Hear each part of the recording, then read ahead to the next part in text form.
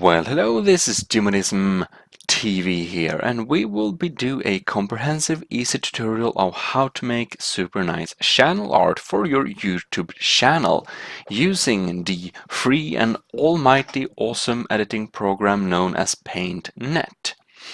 So, here you can see my biggest channel at this time, Humanism Total Knowledge. You can see we have a nice banner here with text and such, and I will show you how to make, the proper way to make a banner, such as any of my stuff here.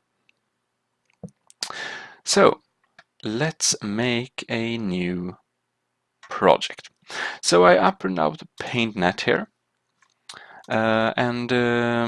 Then you will need to go to, you see, this page. I will link it in the description, and you will want to download. You see, you will want to download the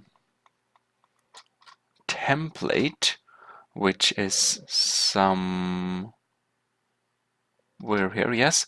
So here. No, image size, yes.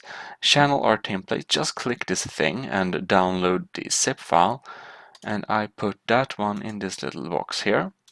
So we'll open this up, and we open up PaintNet, and then we can drag this picture. We can't. Okay, first unzip it all just here. And then you go here, and then you take this one, the fireworks, it's just a PNG file, and you drag it here and you click open. So this is the size of the entire project, or the entire picture. You will need to make it this size. So then you will want to have a nice picture. Preferably you want a picture that you have taken yourself, because, if you take somebody else's picture, you might come up with some copyright problems and things. So if you have a picture, you should definitely choose your own picture. So take the picture and drag it onto the project and click Add New Layer, the one below, which is totally not the best thing. But then you need to do like this. So you see, this is marked. Everything this is marked. Then you will go to this, movement peel, the movement icon here, or you can just click M, and then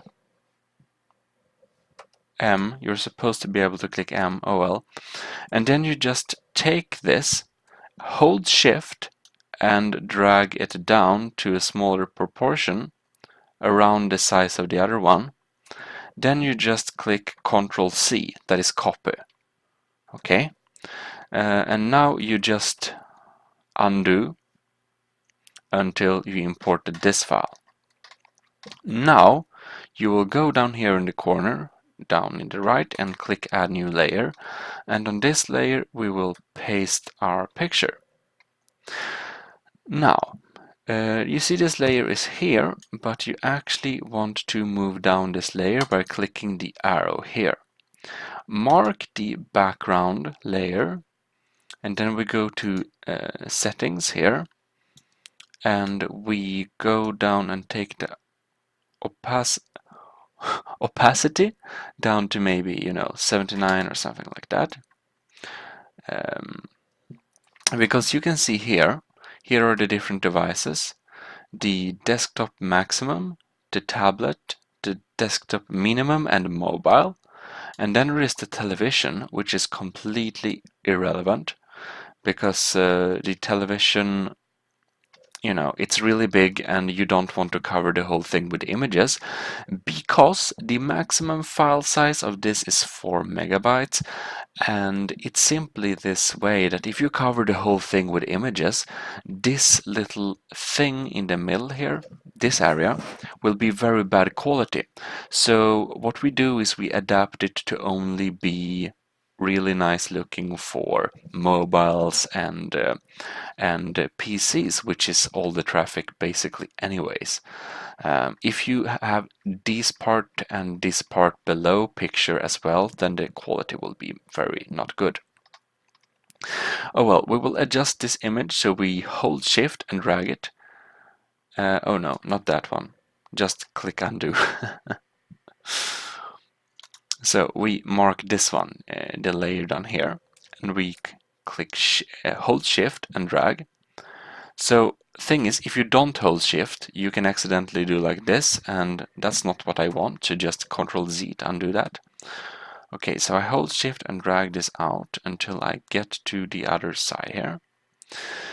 So it covers the whole area of maximum.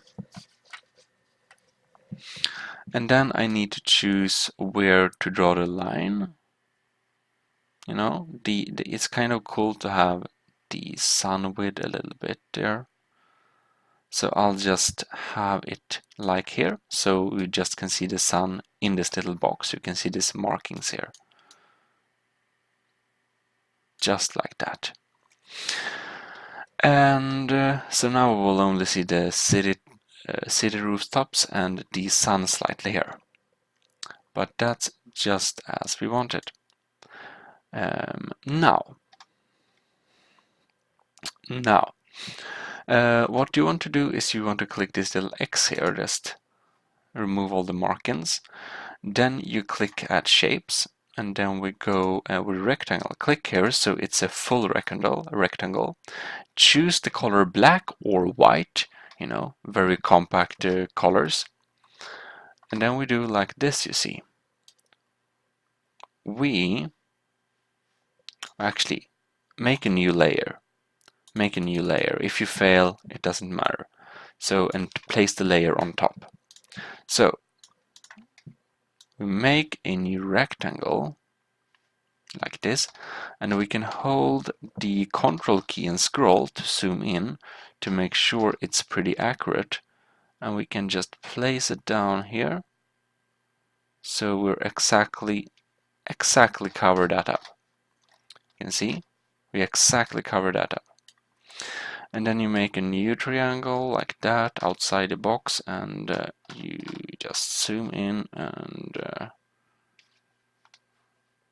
now I accidentally drawn it, so okay, now we didn't. Okay, well, so we just zoom in and put it exactly on spot like that. And now when we have this, we will click, oh, nothing is marked, that's good. We will add a new layer, and it's on top on here. Select the layer, and we will need to add the text. So I will add the text for just a channel I don't use. It's just, you know, automatically registered, so it's never used. But you want to choose, you know, the typo you want. I usually go with Arial, so I go with Arial Black here. And then you can see the text there. So I will just write here. Let's see, I want actually white text, so I switch here. You can have any text you want, but we can change that later. So I would just go with Geomodism control, I don't know, you know. And you see this inner boundary here. This is the safe space we have for our text, so we will make sure to have our text there. And actually I want my text a little smaller, just like that. So here is the text and logo safe area. If you have it too much here, you will block your image, and if you have it too much here, you might also block your profile picture, so that can be good to know. Also, down here in the right corner, we will have the links to the other side you put, so be sure to not block that. I just put my Geomodism control like there. And then afterwards you can, play around, I don't know, what color you might want. Somewhere, maybe pink color or something. Maybe blue. Yeah, you can see. You can just go with a nice color here. It's always hard to select a nice color. But when you select the nice color you want, I will go with the marine blue here, really dark blue, it's perfect. Then you can just deselect, click outside the box, and then we will do like this, you see. We actually don't need this background anymore, so we just unclick it. And then we scroll up and we have our layer with the text marked, because you might want to add some text effect. So what I usually do is that I go with effects, and then we have photographic effects here, and then we have the glow. So we take the glow and we take the radius to about 8, the light strength to very, very low, and then we go with the contrast to maximum. You can also drag, make the the shadow bigger, so now we have a black shadow behind.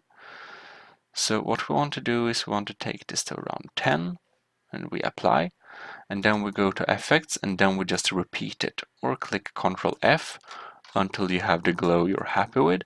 But I was not really happy with this, so I will go again to photographic, I will go to glow, and I will decide to add a bigger, more diffuse glow like this.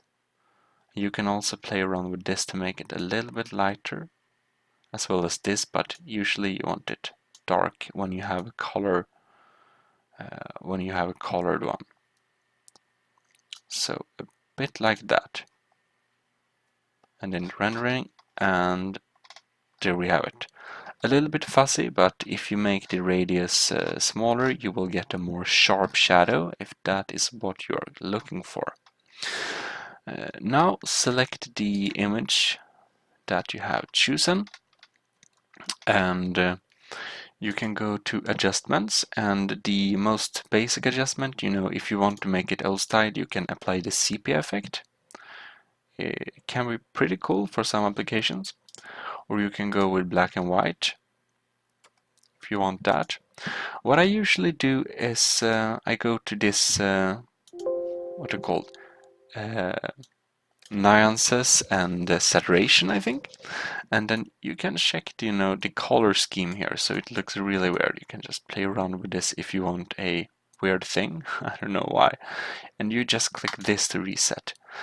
If you want less color, not really black and white, but a little less color, you can drag this down. If you want a more vibrant color, or if you can just reset and have slightly more vibrant color, and it can be kind of cool. For this one, I want to go with a little less color, so I just select that there. Then we have light strength, but we will not play with that here. We just apply it. Then we go to adjustments, and we go to here we have invert colors if you want a really weird thing, but we don't do that. So go to adjustment, and we go to the light strength and contrast. So what we want to do here is that you usually want to drag up the contrast a little bit to get a little photographic effect, and you can see the difference if I just reset here. And you might also want to add up the light strengths to compensate. Otherwise you will get a silhouette, and if you want a silhouette, this is the way to do it. You can see, pretty cool, can be pretty cool. But you can also have it real, white silhouette almost, if you do like this, or a gray. But we're not going to do that. I'm just going to do basic. I will increase the contrast by maybe 10 points, and then compensate by buffing up the light, and then just apply. So this is what I want. So what I do is I click Archive, and I click Save As. So you can save this project if you want to edit it more in future. It's probably a good idea. But I just go here, save it in my map, but I'm going to select JPEG, JPEG file type, and I click save. And now you can see the maximum file size. I can drag this up to maximum quality. And you can see now, well, we use a kind of in-zoomed image and stuff like that, but this is, we ensure good quality. We just click OK and we merge layers. So now this is basically saved and we can upload it. So what we want to do here, I just want to change account. So now we change account and we can just go to, let's see here, my channel. And you can see we have nothing here right now. So we just click edit layout and we can go and add channel picture. So we take up our little, map here and we take up our created project and put it in here. And now we can adjust cut and you can see it's a perfect fit. Actually, I think I missed by 1 pixel. Oh well, so you can edit that last moment thing here if you missed like 1 pixel like I did. But here you can see, pretty nice. You can also have it more zoomed in if you want to, or even slightly to the side. I don't know why you want to do that, but basically, when using this template, we don't really need to adjust very much. And we will also have the maximum, the maximum quality per area. So here we have it, the geometrism control. So if I zoom out, it's like this, and if I zoom in, we can see a bit less of the picture, so that's why. But you see it never collides with the text, so oh well. So that's basically how to make a nice background picture or channel art. I might go through and how to make the important things when you make your profile picture. Of course, this is not very interesting. I just took a random photo because, again, this is a channel. This is not a channel. It's just a random account that happened to create a channel because Google Plus is weird. But anyways, this is how to do it. And if you liked it, you should probably subscribe for future tutorials. If you liked this video, please leave a like and, check out my other channels as well. I see you around. This is Geonism, signing out.